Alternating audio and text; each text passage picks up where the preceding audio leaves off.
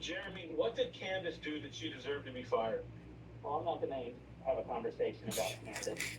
Uh, when you run a business, you're not at liberty to have discussions about people that you fire. Although I know that everybody would like for me to be able to do that, I'm not able to do that. Oh, so he did fire her. So it wasn't that the contract ended or that, she just wanted to go somewhere else. It was a firing. Interesting. Yeah. I'd Crazy. like to ask a Crazy. little bit more about Candace Owens being fired by the Daily Wire. I just want to preface this to say, like, I was an organizational psychologist for a while. I worked with a lot of organizations that were, quite frankly, larger than the Daily Wire in terms of, helping them with staffing issues, working through the employees to fire, things like that. Jeremy, I'm just wondering, and I guess I'm asking this as a yes or no question. Did Candace Owens violate any specific policies at the Daily Wire? And I'm not asking you to tell us which policies. I'm just asking, was she fired because she violated a company policy? I'm not going to make any comment about the Daily Wire separation from Candace Owens in this forum. So that's no then. Just to be clear with everyone, that's no. She did not violate any company policy. Well, I don't. We're not a sneaky way of describing me an answer that I did not give. If she violated a company policy, you would have been able to say yes to the question, Jeremy. I know that much. Okay, so Candace is not here. This is not about Candace specifically. Let's have a conversation around the broader issue, though. Now, if an employee at any company flew off the handle and started making racist comments, like actual racist comments, Yeah. actual Truly, anti-Semitic comments, not just indubitably, comments that are often just called racist or anti-Semitic, which is just the most mild criticism or mentioning certain facts about certain things, then logical things, not hateful takes, not opprobrious takes, not obloquious, not obloquious takes, not castigatory takes, not castigatory takes, not castigatory takes, not traducement, not traducement, but truly hateful remarks, truly hateful remarks, truly bigoted remarks, truly castigative remarks. Not just takes that people disagree that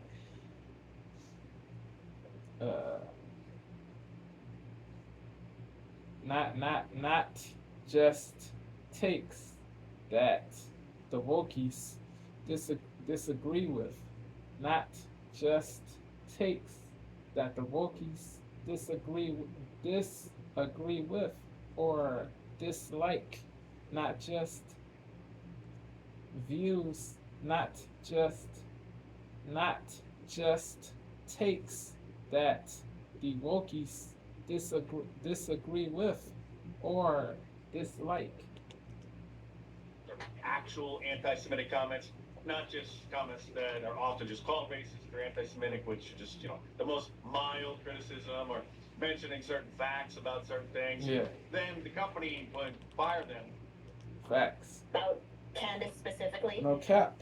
Let's have a conversation around the broader issue, though.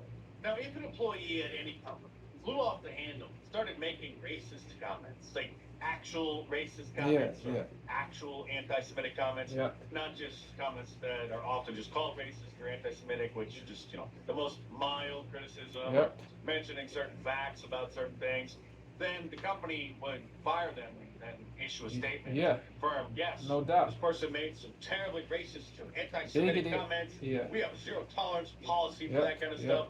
But the Daily Wire will not say why they got rid of Candace Owens, because we all know why they got rid of Candace Owens, and they're hoping that this controversy just goes away, because you're not supposed to notice this aspect of conservative media. And by verbalizing and confirming the obvious, they're just going to be adding fuel to the fire that they're hoping will die down. Now, okay. He just cooked. Tourists. Dice Tourists just that turn into cooked. scientists. Facts.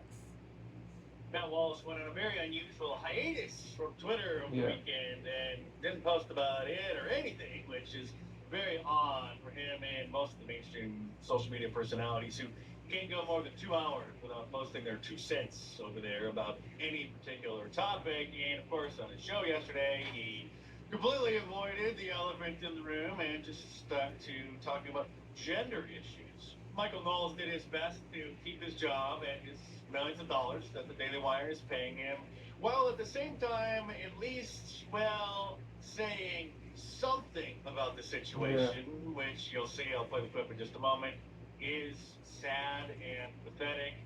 He's in a tough spot because not only does he want to keep his job over there, it's millions of dollars, but he also is very good friends with Candace Owens' husband and the godfather to one of her children. So he felt his conscience was eating him away, and so he had to say something, and this was his statement. Thanks, this is great.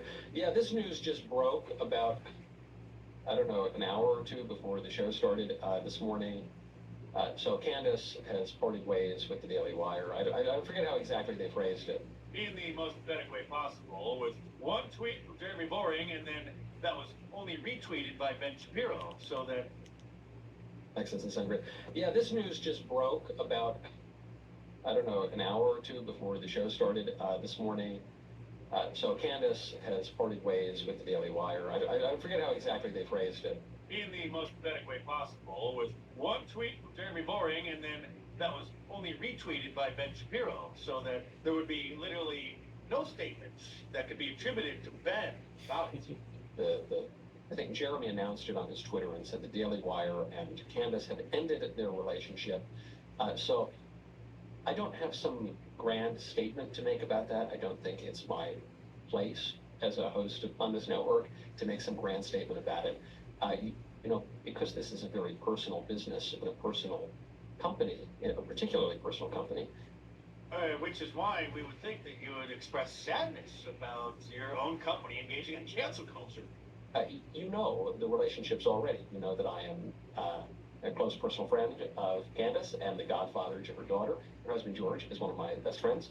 And you know that I've been at the Daily Wire for a very long time, since the very early days. You know, Jeremy Boring is one of my best friends. Even Ben, I'm willing to admit, in a moment of candor, is a longtime friend of mine, as are Caleb and all the other people around here. So, you know, always unfortunate when people go their separate ways, and that's life, I suppose. But that's really all I have to say about it. You know, I don't appreciate you asking me this question. You think I'm gonna bite the hand that feeds me? If you were hoping for some grand, you know, epic speech on the future of media and the industry, I don't really have that. Which is why people tune into me, your trusted independent media analyst. Just a guy in my kitchen on a laptop. So subscribe to my channel for noon here. There's plenty more to come, so stay tuned. But obviously, you're not going to get information and analysis like this anywhere else. And if you were looking for juicy gossip and tea spilling, not only would I be unwilling to divulge any of that, but I don't really have any to give you. It's okay, Michael. Everybody knows. It's so obvious that nobody even needs to say what the reason was. It's one of those uncomfortable truths that stares everybody right in the face. But few are bold enough to dare acknowledge it. This guy, his name's Andrew Klavan. Not many have the donuts, the nuts, the balls to say it. Hey, Michael, everybody knows. It's so obvious that nobody even needs to say what the reason was. It's one of those uncomfortable truths that stares everybody right in the face. But few are bold enough to dare acknowledge it. This guy, his name is Andrew Klavan, who is, I would say, like the redheaded stepchild of the Daily Wire. Doesn't really have that many viewers. Nobody really cares what he says. It's probably the first time most people have even heard of him. But he did a rather lengthy video agreeing with the Daily Wire's decision to fire Candace Owens, saying they did the right thing. You know, that's a dog whistle when you start to refer in this kind of clever way to certain group of people in Hollywood. Yeah, he sounds like you're not the allowed woke to then put leftist, on. the woke leftists that say, yeah, wild. Yeah. Most people have heard of him, but he did a rather lengthy video agreeing with the Daily Wire's decision to fire Candace Owens, saying they did the right thing. You know, that's a dog whistle when you start to refer in this kind of clever way to certain group of people in Hollywood corrupting blacks. And you're not allowed to then put on an innocent voice and say, well, I'm just saying there's certain people, just sick to you, it's not, I'm just saying, you're messing with us. You're messing with us, and everyone knows it, and no one is fooled except those people who want to pretend to be fooled because they hate the Jews. And then this guy who is ethnically Jewish but claims to be a Christian, which makes him, as some people say, a Messianic Jew. A lot of people don't understand. How can you be a Jew and a Christian? They don't understand that being a Jew means either an ethnicity or a member of a religion, Judaism, or both. Yeah. Because most Jews identify themselves as ethnic Jews, not religious Jews, because most Jews are actually atheists. And not only do they not follow Judaism of the Old Testament, they don't follow any religion whatsoever. So this guy, ethnically is a Jew, says he accepted Jesus, but doesn't want Ben Shapiro to accept Jesus because, well, I'll let him explain.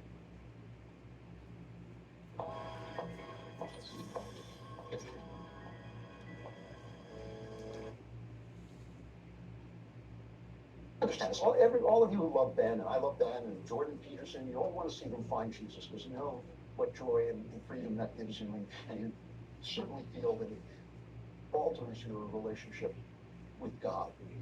But when I think about this, to be honest with you, and I know some people will disagree with this, but life is not a game show where you guess the name of God and you get to go to heaven. They ask you, the name is Jesus. I look at Ben's life and I think if Ben were to embrace Jesus Christ, it would cause devastation to his family, to the people who love him, to the people who listen to him, to his position in the world. I just have this feeling that God has put this guy where he wants him to do what he wants him to do. And as you know, I feel that, the Jews were not abandoned by God. Actually, sir, Jesus specifically said that may be one of the consequences following him, and if you're not willing to do that, then you're not going to enter into fellowship with the one true God. Ben Shapiro doesn't even believe you have a soul. This is the final statement that Candace Owens made on what would be the last episode of her show. And even though it's very obvious what happened, even if you saw my previous breakdown of what happened, you definitely have to hear this. I want to be clear to you guys. I'm going to be honest with you because everybody's noticing it. Every single political commentator in America, every single one of them knows this. That if you do not step out and say things that are radically pro-Israel, or if you are too quiet on certain narratives and they want you to be radically pro-Israel, you can lose everything. That's true. That is a fact. I'm not feeling like I need to hide from that anymore or be afraid to say it, rather, is a better way to say it, because I've endured this for years. I'm just at the end of my rope. I have given so much growth here, and I am just done with it. Every person that you are a fan of, they know this. Every person that you line up to go here speak, they know this. Again, it's not even on the basis of what you say. It doesn't have to be on the basis of what you don't say. That an entire mob will assemble. They'll write piece after piece after piece until you subjugate. If you don't subjugate, the bounty grows larger. So yes, there was a large bounty on my head for the crime They want of refusing to subjugate. To shut up. They try to muzzle you. They falsely label you. They say defamatory things.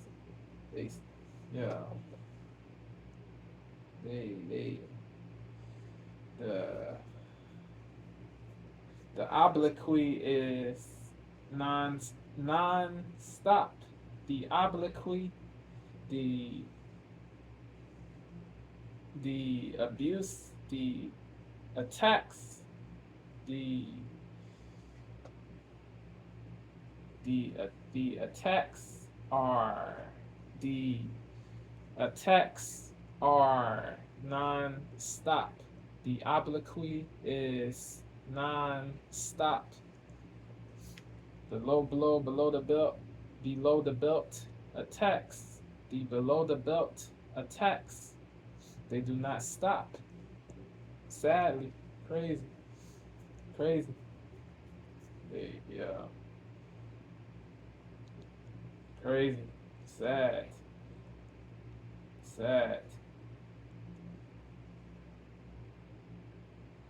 You gotta stay strong, stay tough. You have to stay strong. You have to stay strong. You have to stay tough. Do not let what the people who traduce say destroy you.